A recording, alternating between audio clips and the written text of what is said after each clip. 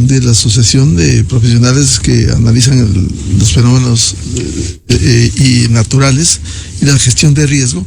¿Cómo ve este panorama con estos informes que hemos planteado al ingeniero Juan José Nieto y al doctor Franklin Ormaza? Quisiera añadir uno, las condiciones climáticas de ENOS, que dice que el Niño se fortalece en el Pacífico ecuatorial. ¿Cómo ve este panorama y cómo estamos preparados? Que también será importante, usted que recorre el país. Ingeniero Christopher Velasco, muy buen día. Mi estimado Miguel, qué gusto, profesor Ormaza, qué gusto, Juan José, a los tiempos, qué placer saludarte.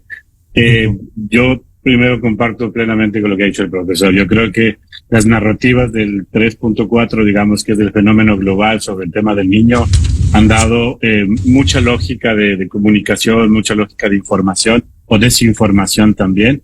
Y justo coincido con lo que menciona en el 2005, 2006, 2016, 2017, 2023, 2024, en el segmento 1+2, digamos, que es nuestra costa, al Pacífico, se enfrió por la lógica mismo de Humboldt y este jet de Panamá, que es el que menciona un poco el profesor Ormaza, digamos. Entonces, lo que tenemos es una claridad de que con el niño o sin el niño, primero en el Ecuador tenemos unas vulnerabilidades que son importantes y hay que trabajarlas, pero que no es un problema que está asociado a la ocurrencia del fenómeno del niño en sí mismo. Yo creo que esto, además, puesto en materia, el mencionar que una decisión importante como las elecciones subnacionales que vamos a elegir en noviembre han sido justificadas por la base de la ocurrencia del fenómeno, digamos. Entonces, creo que esto llama mucho a poner la discusión, el debate. Creo que lo que tenemos claro es que existen, digamos, tanto en la evidencia histórica como la que podemos tener en las probabilidades de ocurrencia del fenómeno, claridades en que la Amazonía y Sierra a lo mejor podrían tener afectaciones, Amazonía en el déficit hídrico, la sierra en los incendios forestales, algunos que ya estamos viviendo, quizás el caso de Sichos, hubo también uno en Loja, digamos, en la parte de Malacatos, y tenemos algunas cosas, digamos, en la cuestión del litoral que todavía no podrían estar presentadas porque seguimos en una lógica de entender el desarrollo del fenómeno y sus impactos dentro de la cuestión del territorio ecuatoriano. A esto lo que han llamado acople, que es de esta parte atmosférica y oceanográfica, que es la que tiene que pasar para que el niño ocurra, digamos, como bien dice el profesor Ormaza, digamos, tenemos varias data que estamos dejando de lado en la narrativa y estamos mucho centrándonos en las informaciones del fenómeno en los términos más globales. Ahora, una de las cosas que a nosotros sí nos preocupa, es decir, tenemos grandes especialistas como los dos contertulios que me acompañan el día de hoy, que siempre han dado información pertinente sobre la ocurrencia del fenómeno, pero ¿qué pasa con los temas de la vulnerabilidad y las capacidades que tenemos a nivel de los gobiernos autónomos descentralizados y diferentes instituciones? Y aquí, por ejemplo, un punto de partida es, ya cumplimos la fecha que estableció la Secretaría Nacional de Gestión de Riesgos para entregar los planes de acción frente al fenómeno del niño, ya tenemos brechas, tenemos identificados puntos susceptibles críticos. ¿Cuál es la respuesta, digamos, que vamos a tener eso? Existe un proyecto de inversión pública, existe fortalecimiento institucional hacia la lógica de la Secretaría de Riesgos,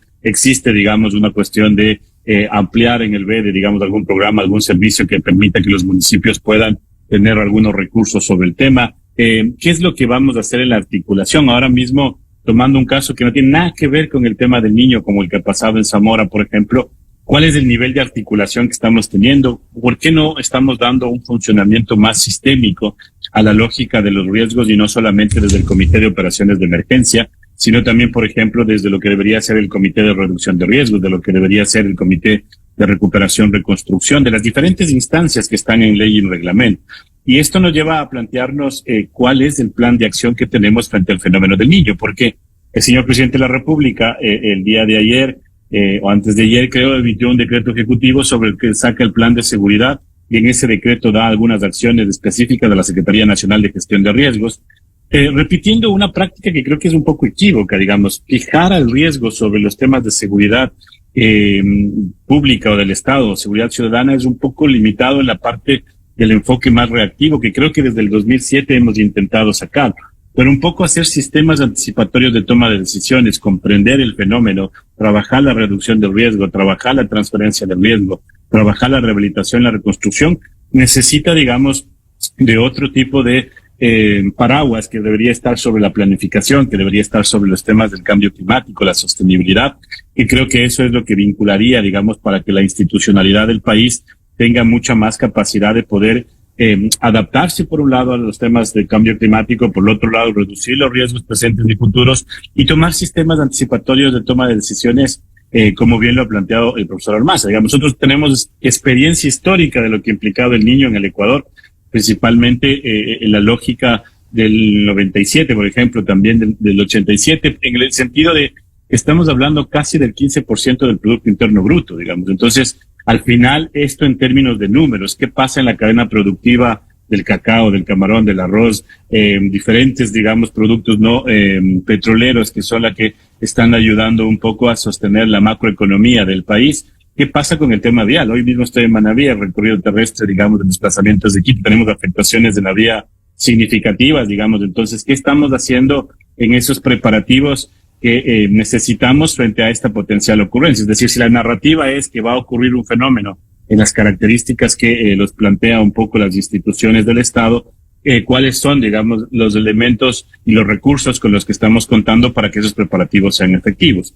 Y luego insistiré en algo que la asociación ha marcado mucho, digamos, el nivel de vulnerabilidad que tenemos en el país de sustantivo frente a la ocurrencia de un evento de etapa invernal normal, cotidiano que podamos tener, o de variabilidad climática, y tenemos afectaciones importantes con niños y niños. Hoy mismo tenemos 34 personas fallecidas, casi alrededor, digamos, de 130,000 personas afectadas. Tenemos como 24,000 personas damnificadas. Y esto da cuenta del nivel de vulnerabilidad que tenemos. 35 puentes destruidos, 75 kilómetros de vías afectadas, entre otros datos que son relevantes y que también responden a la misma información de la Secretaría Nacional de Gestión de Riesgos. Entonces, un poco coincidir, digamos, tanto con Juan José, tanto con el profesor Ormaza, en el hecho de no nos centremos y pongamos tantas narrativas sobre el fenómeno tomando el segmento global, cuando podríamos comenzar a pensar más bien desde lo que ha sido los impactos que hemos tenido sobre ese fenómeno del niño en términos globales y lo que podría ser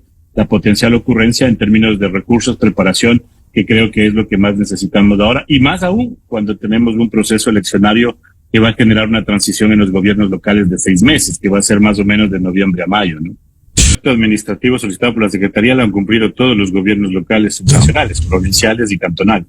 Ahora, la lógica es cuál es la devolución por parte del ente rector, o sea, de la Secretaría de Riesgos, sobre esta información, porque no solo podemos tener el plan por el plan, o sea, si es un documento que solo va a tener una lógica narrativa, no hace mayor sentido, digamos. Ahora lo que necesitamos es comprender sobre esos planes que se han entregado, sobre ese cumplimiento que han tenido los gobiernos locales, cuál es la respuesta efectiva del gobierno a través de recursos, a través de programas, a través de la lógica de la capacidad institucional que se pueda trabajar en el territorio. Y tomando en consideración, insisto, que muchos de los procesos que deben implementarse en esos planes están matizados por la transición que pueden tener las autoridades locales. Es decir, si usted, Miguel, si Juan José y el profesor Ormaza vamos de candidatos para la reelección en un proceso y los cuatro, solo Juan José gana la elección para un gobierno seccional, él podrá seguir y continuar con lo que puede estar estableciendo en el plan y las diferentes acciones administrativas que esto implica. Pero quizás los otros tres que no hemos ganado, vamos a estar pensando en nuestra estrategia de salida, en la lógica de pensar toda la cuestión de la información que requerimos para, después de 7 años, dar respuesta a la Contraloría sobre la cuestión del uso de los recursos públicos o el manejo de los recursos públicos. Entonces, aquí hay que tener la claridad de hacia dónde estamos yendo. Por ejemplo, yo no conozco, excepto Juan José me mencione, o quizás el profesor Ormaza lo conozca mejor, pero yo no sé cuál es el plan de acción del gobierno central sobre la cuestión de la ocurrencia del fenómeno del niño.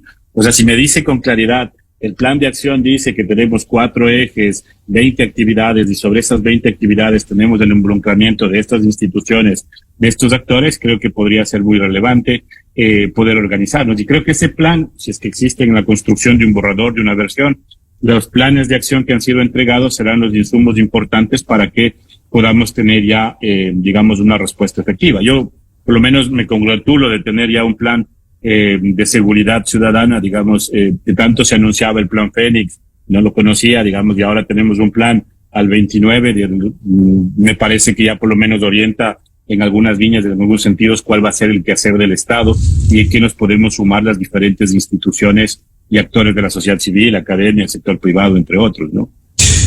Tanto Juan José y el profesor Ormaza en dos cosas. Primero, los desastres son una construcción social y, digamos, esto responde a lo que hacemos o dejamos de hacer. Entonces, el fenómeno natural lo podemos estudiar y sabemos cómo se comporta y qué hace, pero la relación con el fenómeno natural es una construcción permanente que hacemos y dejamos de hacer muchas veces. Aquí hay una complejidad y creo que la respuesta más clave es que si seguimos respondiendo con la misma receta, los resultados no van a ser los más adecuados. Juan José, los conocemos desde los DIPECO, haber implementado hace como 10, 15 años, estoy hablando un poco más, y hacíamos las mismas lógicas del trabajo comunitario, del comunicacional, pero casi siempre que intentábamos salir de la lógica de la mochila de emergencia, el plan familiar, la cuestión de la sé qué, esto en la gente ya no pega. Entonces no pega porque comunicacionalmente no llega a hacer un cambio en la actitud, en la práctica, en el conocimiento. ¿Qué es lo que sí pega? Un poco lo que decía el profesor Ormaz. O sea, hay acciones individuales en la casa, en la lógica de la familia, del barrio. Juan José, por ejemplo, en el CIFEN ha hecho cosas muy interesantes como boletines para los temas agrícolas, por ejemplo, sistemas de alerta que son más pertinentes a algunas cadenas productivas. Se ha intentado trabajar, digamos, en también tener información disponible a la ciudadanía, pero creo que hay que pensar bien el proceso educomunicacional desde esto que bien menciona el profesor Ormaza, que es un comportamiento social en donde las ciencias sociales tienen mucho que ver en esto. O sea, la antropología, la sociología, los temas, principalmente la lógica de la neurología también, porque al final tenemos un montón de comités comunitarios. La Secretaría hace un esfuerzo enorme por fortalecer comités comunitarios, no sé, que tendrán unos 5,000 a nivel nacional. De esos 5,000, de todo el esfuerzo de capacitar en primeros auxilios, prevención de incendio, evacuación, mapa de riesgos y recursos, etcétera, etcétera, etcétera, ¿cuáles son los cambios de actitudes? Si es que los cambios de actitudes y prácticas de esa población no son tangibles, no son medibles, debemos cambiar de estrategia. Yo le pongo un ejemplo también, digamos, los efectos del niño son diferenciados y a veces nosotros hacemos materiales educomunicacionales muy urbanos que no responde al pueblo montubio, que no responde al pueblo afro, que no responde al tema de pueblos y nacionalidades, por ejemplo, más en la zona centro, en la Amazonía. Entonces hay que pensar también esa forma de llevar el conocimiento desde un proceso educomunicacional mucho más amplio. Y lo otro, creo que salir de este bombardeo de la lógica de las redes sociales, de las noticias falsas. Hay justo recién leí con Lupa Media, el 70% de las noticias que pasan en redes sociales son falsas, digamos. Entonces mucha gente consume eso y se queda. Claro, hay gente que se cree, que no va a verificar, contrastar. Claro, y habría que ver esa forma también de llegar y fortalecer. Otro tema que me parece fundamental es mejorar esa relación entre el Estado y la sociedad. Yo creo que necesitamos ciudadanos y ciudadanas que se involucren en los procesos públicos, sociales que tenemos del barrio, de la familia, de la escuela, del colegio, para poder trabajar un proceso mucho más de corresponsabilidad y no solamente esperar las respuestas del tema del Estado. También hay un tema importante. En la transferencia del riesgo hemos trabajado poco. A nivel de un análisis que hemos hecho con la Federación de Seguros del Ecuador, tan solo el 3% de toda la producción nacional está asegurada. Entonces, imagínense si la ocurrencia de un evento se produce, ¿qué hacemos con esta lógica de todas las cadenas productivas de flores, cacao, café, etcétera, etcétera, etcétera? Son pérdidas significativas y en una economía en la cual todavía sigue consolidando su viso, digamos, principalmente en la macroeconomía, que creo que es lo que el gobierno nacional ha mencionado con mucha fuerza. Luego también en la lógica ya microeconómica tenemos casi 7 millones de ecuatorianos en pobreza y extrema pobreza. Entonces, la mochila de emergencia con el atún, con la linterna, con la radio, ¿para quién? O sea, es como cuando estábamos en el COVID y pedíamos que guardemos distancia social cuando tenemos viviendas donde viven 8, 10, 15 personas en hacinamiento. Y esto le digo porque el niño puede producir además una sobresaturación de los servicios públicos. El incremento de enfermedades tropicales, Zika, chikungunya, dengue, etcétera, puede saturar esta débil red de salud pública que actualmente tenemos. Si usted revisa el sistema de vacunación regular, ya tiene algunas falencias, es importante entenderlo eso. Además de esto, recuerde también lo que implicaría sobre la lógica del tema educativo, o sea, qué es lo que podemos hacer con las escuelas que no son menores, digamos, el número de escuelas que tenemos afectadas actualmente sin niño, digamos, ascienden más o menos a 150 afectadas que han dejado sin funcionamiento y 950 centros educativos que están afectados parcialmente. Entonces, hablamos de casi 1,000 centros educativos Esto hablamos también de una lógica de si ocurriría un fenómeno sería mucho más grave en el tema y en la red estatal vial. O sea, si no hacemos mantenimiento en eso se vuelve súper complicado. Y aquí hay un tema también fuerte que hay que discutirlo con mucha seriedad, que es lo que dice un poco el profesor Ormaza, la ocupación del espacio, ¿no? O sea, a nivel del perfil, nosotros estamos asentándonos casi en plena, ya queremos el mar que llegue a nuestra puerta, digamos, como para sentir la proximidad hacia la cuestión del océano. Y tenemos otros asentamientos del lecho mayor del río, el lecho menor del río. Tenemos cosas, por ejemplo, embolamientos de quebradas muy importantes. Tenemos un deterioro ecosistémico significativo. Entonces, el país necesita pensar mejor ese modelo de desarrollo. Y si es que el modelo de desarrollo que propone el gobierno nacional es un modelo que pasa por la línea extractiva, hay que pensar qué significa eso y cómo esto incrementa también, digamos, la vulnerabilidad y la exposición frente a fenómenos climáticos y no climáticos en el Ecuador, porque ahora estamos hablando del Niño, pero el sismo, el deslizamiento de Zamora y etcétera, cosas que pueden pasar en el país, debe llamarnos a la atención y a la reflexión. Creo que el compromiso de todos y todas debe ser fortalecer la institucionalidad del Estado, la relación entre la sociedad y el Estado, poder hacer procesos comunicacionales más pertinentes y seguir digamos, buscando evidencia para no repetir la misma receta. Y, por ejemplo, una forma de repetir la misma receta es pensar que los riesgos tienen que ver con seguridad